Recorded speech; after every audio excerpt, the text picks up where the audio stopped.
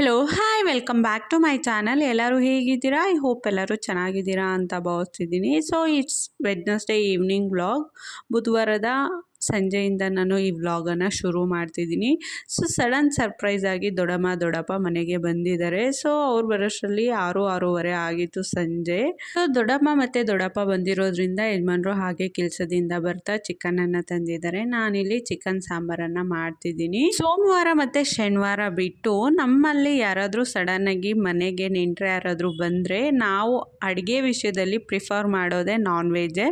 So ಸೋಮವಾರ ಮತ್ತು ಶನಿವಾರ ಏನಾದರೂ ಬಂದರೆ ನಾವು ಸ್ವೀಟ್ನ ಮಾಡಿರ್ತೀವಿ. ಇನ್ನು ನಾರ್ಮಲ್ ಡೇಸಲ್ಲಿ ಬಂದರೆ ನಾನ್ ವೆಜ್ಜೇ ಪ್ರಿಫರ್ ಮಾಡ್ತೀನಿ. ಸೊ ಒಂದು ದಿನದ ಮಟ್ಟಿಗೆ ಆದರೆ ನಾನ್ ವೆಜ್ಜೇ ಪ್ರಿಫರ್ ಮಾಡ್ತೀನಿ. 2 ದಿನ 3 ದಿನ ಇದ್ದರೆ ಫಸ್ಟ್ ಡೇ ನಾನ್ ವೆಜ್ ಇದ್ದೇ ಇರುತ್ತೆ, ನೆಕ್ಸ್ಟ್ ಡೇ ಸ್ವೀಟ್ ಏನಾದರೂ ಮಾಡಿರ್ತೀವಿ.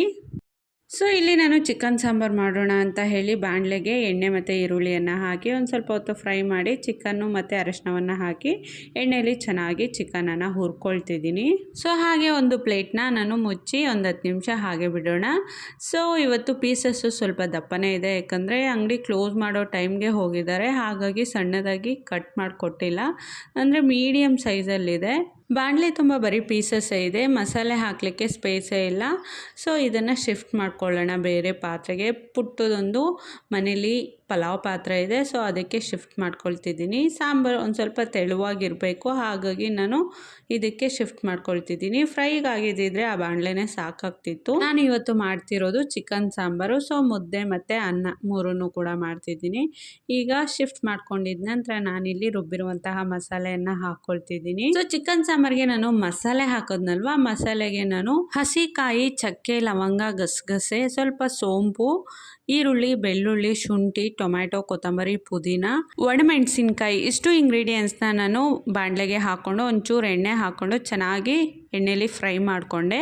ಅದ್ರ ಜೊತೆಗೆ ನಾನು ರುಬ್ಲಿಕ್ಕೆ ಸ್ವಲ್ಪ ಕಡಲೆಪಪ್ಪು ಮತ್ತು 6ರಿಂದ 7 ಗೋಡಂಬಿಯನ್ನು ಹಾಕಿ ನಾನು ರುಬ್ಬಿ ಮಸಾಲೆಯನ್ನು ರೆಡಿ ಮಾಡಿಕೊಂಡೆ. ಗೋಡಂಬಿ ಮತ್ತು ಕಡಲೆಪಪ್ಪು ಹಾಕೋದ್ರಿಂದ ರುಬ್ಲಿಕ್ಕೆ ಸಾಂಬಾರಿನ ಥಿಕ್ನೆಸ್ ತುಂಬಾ ಚೆನ್ನಾಗಿ ಬರುತ್ತೆ. ನಂತರ ಟೇಸ್ಟ್ ವೈಸು ಅಷ್ಟೇ ಸ್ವಲ್ಪ ಡಿಫ್ರೆಂಟಾಗಿ ತುಂಬಾ ಚೆನ್ನಾಗಿರುತ್ತೆ. ಸೊ ನೀವು ಒಂದ್ಸಲ ಯಾರಾದರೂ ಮನೆಗೆ ಗೆಸ್ಟ್ ಬಂದಾಗ ಮತ್ತು ಜನ ಜಾಸ್ತಿ ಇದ್ದಾಗ ಒಂದು ಸ್ವಲ್ಪ ಈ ರೀತಿ ಡಿಫ್ರೆಂಟಾಗಿ ಮಾಡ್ಕೊಳ್ಳಿ ಚಿಕನ್ ಸಾಂಬಾರನ್ನು, ತುಂಬಾ ಚೆನ್ನಾಗಿರುತ್ತೆ ರುಚಿ ಮಾತ್ರ.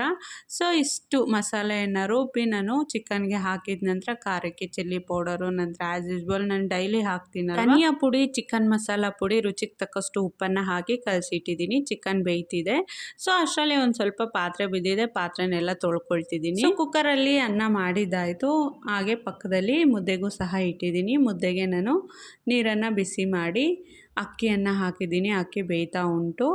ಸೊ ನಾನು ಪಾತ್ರೆ ತೊಳೆಯೋಷ್ಟರಲ್ಲಿ ಒಂದು 50% ಚಿಕನ್ ಸಾಂಬಾರು ಬೆಂದಿದೆ, ಇನ್ನೂ ಬೇಯಬೇಕು, ಯಾಕಂದರೆ ಪೀಸಸ್ಸೇ ಸ್ವಲ್ಪ ದೊಡ್ಡದಿದೆ ಅಲ್ವಾ. ಸೊ ಒಂದು 10 ನಿಮಿಷ 15 ನಿಮಿಷ ಜಾಸ್ತಿನೇ ಬೇಯಿಸ್ಕೊಬೇಕು. ಮತ್ತು ಲಿಡ್ನ ಕ್ಲೋಸ್ ಮಾಡಿ ನಾನು ಇನ್ನೊಂದು 10ರಿಂದ 15 ನಿಮಿಷ ಬೇಯಿಸ್ಕೊಳ್ಳೋಣ ಅಂತ ಹೇಳಿ ಇಟ್ಟೋಗಿದ್ದೀನಿ. ಇವರೇ ನಮ್ಮ ದೊಡ್ಡಮ್ಮ ಮತ್ತು ದೊಡ್ಡಪ್ಪ, ನಮ್ಮಮ್ಮ ಅವರ ಅಕ್ಕ ಮತ್ತು ಭಾವ. ತುಂಬ ದಿನ ಆದಮೇಲೆ ಮನೆಗೆ ಬಂದಿದ್ದಾರೆ ದೊಡ್ಡಪ್ಪ. ಸೊ ಹತ್ತತ್ರ 1 ವರ್ಷ ಆಯ್ತೇನೋ ಮನೆಗೆ ಬಂದು. ನಮ್ಮ ಮನೆಯ ಗೃಹ ಪ್ರವೇಶಕ್ಕೆ ಬಂದು ಹೋಗಿದ್ದಿದ್ದು, ಇವತ್ತು ಬಂದಿದ್ದಾರೆ. ಲಕ್ಕಿ ಅಂತೂ ಎಷ್ಟು ಬೇಗ ಅಡ್ಜಸ್ಟ್ ಆಗ್ಬಿಟ್ಟಿದ್ದಾನೆ ಗೊತ್ತಾ ನಮ್ಮ ದೊಡ್ಡಪ್ಪಂಗೆ. ಸೊ ಯಾರಾದರೂ ಹೊಸಬ್ರು ಬಂದರೆ ಮನೆಗೆ ಲಕ್ಕಿ ಅಂತೂ ಯಾರ ಹತ್ರನೂ ಸೇರೋದಿಲ್ಲ ಮತ್ತು ಯಾರ ಹತ್ರನೂ ಮಾತಾಡೋದಿಲ್ಲ, ಅವ್ರ ಮುಖನೂ ಸಹ ನೋಡೋದಿಲ್ಲ ಗೊತ್ತಾ. ನಾನೇ ಎತ್ಕೊಂಡಿರ್ಬೇಕು, ಅವ್ರೇನಾದರೂ ಮಾತಾಡ್ಸಿದ್ರೆ ಸಾಕು ಅಳ್ತಿರ್ತಾನೆ. ಬಟ್ ಏನೋ ಗೊತ್ತಿಲ್ಲ, ಒಂದು 10ರಿಂದ 15 ನಿಮಿಷ ಹಾಗೆ ಮಾಡ್ದೆ. ದೊಡ್ಡಪ್ಪ ಮತ್ತು ದೊಡ್ಡಮ್ಮನ ಮುಖ ನೋಡಿದ ತಕ್ಷಣ ಅಳೋದು ಎಲ್ಲ ಮಾಡ್ತಿದ್ದ, ಅವ್ರು ಮಾತಾಡಿದ ತಕ್ಷಣ ಅಳ್ತಿದ್ದ. ಮತ್ತು ಹೋಗ್ತಾ ಒಂದು ಸ್ವಲ್ಪ ಹೊತ್ತು, ಒಂದು ½ ಆನ್ ಅವರಲ್ಲಿ ಅಡ್ಜಸ್ಟ್ ಆಗಿಬಿಟ್ಟಿದ್ದ. ಎಷ್ಟು ಚೆಂದ ಆಟಾಡ್ಕೊಂಡಿದ್ದ ಗೊತ್ತಾ. ಸೊ ಆರಾಮಾಗಿ ಅವ್ನ ಪಾಡ್ಗೆ ಅವ್ನು ಆಟಾಡ್ತಿದ್ದ. ಅವ್ನ ಆಟ ಪಾಠ ನೋಡ್ತಾನೆ ಟೈಮೆಲ್ಲ ಕಳೆದೋಯ್ತು. ಸೊ ಲಕ್ಕಿ ಆಟ ಪಾಠ ನೋಡ್ತಾ ನಮ್ದೊಂದಷ್ಟು ಮಾತಿದ್ದೇ ಇರುತ್ತಲ್ವ. ಸೊ ಮಾತಾಡ್ತಾ ಹಾಗೆ ಕೂತಿದ್ದೀವಿ. ಹಾಗೆ ನಾನಿಲ್ಲಿ ಮುದ್ದೆನ ತೊಳಸ್ಕೊಳ್ತೀನಿ.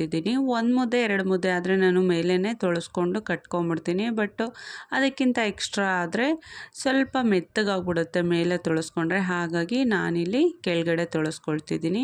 ಯಾಕಂದರೆ ದೊಡ್ಡಪ್ಪ ಅಂದರೆ ಸ್ವಲ್ಪ ವಯಸ್ಸಾದವ್ರಿಗೆ ಗಟ್ಟಿ ಇರಬೇಕು ಮುದ್ದೆ, ಹಾಗಾಗಿ ನಾನು ಕೆಳಗಡೆ ಇಟ್ಕೊಂಡು ಚೆನ್ನಾಗಿ ತೊಳಸಿ ಬೇಯಿಸಿ ಮುದ್ದೆನ ಕಟ್ಕೊಂಡೆ. ಈಗ ಅಡುಗೆ ಎಲ್ಲ ರೆಡಿಯಾಗಿದೆ, ಊಟಕ್ಕೆ ಹಾಕ್ಕೊಡ್ತಿದ್ದೀನಿ. ಸೊ ಈ ವ್ಲಾಗ್ನ ನಾನು ನೈಟು ಅಲ್ಲಿಗೆ ಸ್ಟಾಪ್ ಮಾಡಿದೆ, ಮತ್ತೇನು ವಿಡಿಯೋ ಮಾಡಲಿಕ್ಕೆ ಹೋಗಲಿಲ್ಲ. ನೆಕ್ಸ್ಟ್ ಡೇ ಮಾರ್ನಿಂಗ್ ಇದು, ಅಂದರೆ ಥರ್ಸ್ಡೇ ಮಾರ್ನಿಂಗ್. ಸೊ ಹಾಗೆ ಕಂಟಿನ್ಯೂ ಮಾಡ್ತಿದ್ದೀನಿ. ಮಾರ್ನಿಂಗ್ ಎದ್ದಿದ ತಕ್ಷಣ ಕಸ ಎಲ್ಲ ಹೊಡೆದೆ, ಒಳಗಡೆ ಮತ್ತು ಆಚೆ ಕೂಡ ಕಸ ಎಲ್ಲ ಹೊಡೆದು ಗಿಡಕ್ಕೆಲ್ಲ ನೀರು ಹಾಕಿ, ಹಾಗೆ ಗೇಟ್ ಮುಂದೆನೂ ಸ್ವಲ್ಪ ನೀರನ್ನು ಹಾಕಿ ಗೇಟ್ ಮುಂದೆ ಒಂದೊಳ್ಳೆ ರಂಗೋಲಿಯನ್ನು ಹಾಕಿದೆ. ಸೊ ನಂತರ ಹೊಸ್ಲನ್ನು ತೊಳೆದು ಹೊಸ್ಲಿಗೂ ಕೂಡ ಅರಿಶಿನ ಕುಂಕುಮ ಇಟ್ಟು ಇವತ್ತು ಸಿಂಪಲ್ ಆಗಿ ರಂಗೋಲಿಯನ್ನು ಹಾಕಿದ್ದೀನಿ. ಈಗ ಟೈಮ್ ಬಂದು 7 ಗಂಟೆ ಆಗಿದೆ. ಸೊ ಆಯುಷು ಡೈರಿಯಿಂದ ಹಾಲು ತಂದ. ಹಾಲನ್ನು ಕಾಯಲಿಕ್ಕೆ ಇಟ್ಟು ಮತ್ತೊಂದು ಕಡೆ ನಾನು ಸೋಂಪನ್ನು ಹಾಕಿ ಡಿಟಾಕ್ಸ್ ಡ್ರಿಂಕನ್ನು ಪ್ರಿಪೇರ್ ಮಾಡ್ಕೊಳ್ತಿದ್ದೀನಿ. ಸೊ ಇವತ್ತು ಬ್ರೇಕ್ಫಾಸ್ಟ್ಗೆ ನಾನು ಚಿತ್ರಾನ್ನ ಮಾಡ್ತಿದ್ದೀನಿ. ಹಾಗಾಗಿ ಫಸ್ಟ್ ವೈಟ್ ರೈಸ್ ಮಾಡ್ಕೊಂಬಿಡೋಣ ಅಂತ ಹೇಳಿ ಕುಕ್ಕರ್ಗೆ ನಾನು ಅಕ್ಕಿಯನ್ನು ಹಾಕಿ ಇಡ್ತಿದ್ದೀನಿ.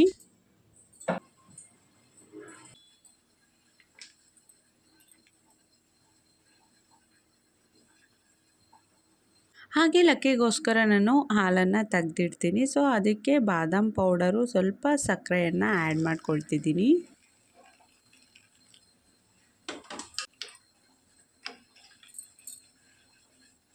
ಹಾಗೆ ಹಾಲಿಗೆ ಸ್ವಲ್ಪ ಸಕ್ಕರೆಯನ್ನು ಹಾಕಿ ಕಾಯಿಸಿ ಈಗ ಕಾಫಿ ಸಹ ಪ್ರಿಪೇರ್ ಮಾಡಿಕೊಂಡೆ.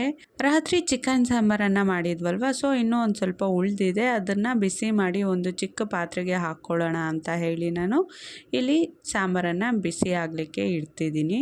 ಸಾಂಬಾರು ಬಿಸಿ ಆದ ನಂತರ ನಾನಿಲ್ಲಿ ಚಿತ್ರಾನ್ನವನ್ನು ಮಾಡ್ಕೊಳ್ತಿದ್ದೀನಿ. ಸೊ ಬಾಣಲೆಗೆ ಎಣ್ಣೆಯನ್ನು ಹಾಕ್ತಿದ್ದೀನಿ. ನಾನಿವತ್ತು ಲೆಮನ್ ರೈಸನ್ನು ಮಾಡ್ತಿದ್ದೀನಿ. ದಟ್ ಮೀನ್ಸ್ ನಿಂಬೆಹಣ್ಣಿನ ಚಿತ್ರಾನ್ನ. ಸೊ ಚಿತ್ರಾನ್ನದಲ್ಲೂ ತುಂಬ ಡಿಫ್ರೆಂಟ್ ಚಿತ್ರಾನ್ನಸ್ ಇದೆ. ಲೈಕ್ ಈರುಳ್ಳಿ ಚಿತ್ರಾನ್ನ, ಮಾವಿನಕಾಯಿ ಚಿತ್ರಾನ್ನ, ಮತ್ತು ಹುಳಿ ಚಿತ್ರಾನ್ನ, ಮಸಾಲ ಚಿತ್ರಾನ್ನ, ಈ ರೀತಿ ಡಿಫ್ರೆಂಟ್ ಚಿತ್ರಾನ್ನಸ್ ಇದೆ. ನಾನಿವತ್ತು ನಿಂಬೆಹಣ್ಣಿನ ಚಿತ್ರಾನ್ನ ಮಾಡ್ತಿದ್ದೀನಿ. ಸೊ ಬಾಣಲೆಗೆ ಎಣ್ಣೆ ಹಾಕಿ ಸಾಸಿವೆ, ಕರಿಬೇವು, ಕಡಲೆಬೀಜ, ಕಡಲೆಬೇಳೆ ಮತ್ತು ಉದ್ದಿನಬೇಳೆ, ಈರುಳ್ಳಿಯನ್ನು ಹಾಕಿ ಚೆನ್ನಾಗಿ ಫ್ರೈ ಮಾಡ್ಕೊಂಡಿದ್ದ ನಂತರ ಸ್ವಲ್ಪ ಅರಿಶಿನವನ್ನು ಹಾಕಿದ್ದೀನಿ ಮತ್ತು ಸಾಲ್ಟು ಸಹ ಸೇರಿಸ್ಕೊಂಡಿದ್ದೀನಿ. ಸೊ ಈರುಳ್ಳಿ ಸ್ವಲ್ಪ ರೋಸ್ಟ್ ಆಗೋ ತನಕ ಚೆನ್ನಾಗಿ ಫ್ರೈ ಮಾಡ್ಕೊಳ್ಳೋಣ. ಸೊ ನಂತರ ನಾನು ಫ್ಲೇಮ್ನ ಆಫ್ ಮಾಡಿ ಈಗ ಕೊತ್ತಂಬರಿ ಸೊಪ್ಪು ಮತ್ತು ನಿಂಬೆಹಣ್ಣಿನ ಹುಳಿಯನ್ನು ಹಾಕಿ ಒಂದೆರಡು ಸಲ ಹಾಗೆ ಕೈ ಆಡಿಸೋಣ. ಸೊ ಈಗ ಪರ್ಫೆಕ್ಟಾಗಿ ಚಿತ್ರಾನ್ನದ ಗೊಜ್ಜು ಪ್ರಿಪೇರ್ ಆಗಿದೆ. ಸೊ ಇದಕ್ಕೆ ವೈಟ್ ರೈಸನ್ನು ಹಾಕಿ ಕಲಿಸ್ಕೊಂಡ್ರೆ ಚಿತ್ರಾನ್ನ ರೆಡಿ ಆಗುತ್ತೆ. ಸೊ ಇದಿಷ್ಟು ಇವತ್ತಿನ ವ್ಲಾಗ್. ಐ ಹೋಪ್ ಎಲ್ಲರಿಗೂ ಸಹ ಈ ವ್ಲಾಗ್ ಇಷ್ಟ ಆಗಿರುತ್ತೆ ಅಂತ ಭಾವಿಸ್ತಿದ್ದೀನಿ. ಯಾರೆಲ್ಲ ನನ್ನ ಚಾನಲನ್ನು ಹೊಸದಾಗಿ ವಿಸಿಟ್ ಮಾಡ್ತಿದ್ದೀರಾ, ದಯವಿಟ್ಟು ಚಾನಲನ್ನು ಸಬ್ಸ್ಕ್ರೈಬ್ ಮಾಡ್ಕೊಳ್ಳಿ. ಹಾಗೆ ಪೂರ್ತಿಯಾಗಿ ವಿಡಿಯೋ ನೋಡಿ. ವಿಡಿಯೋ ನಿಮಗೇನಾದರೂ ಇಷ್ಟ ಆದರೆ ವಿಡಿಯೋಗೆ ಒಂದು ಲೈಕ್ ಕೊಡಿ ಅಂತ ಹೇಳ್ತಾ ಎಲ್ಲರಿಗೂ ಕೂಡ ಥ್ಯಾಂಕ್ ಯು.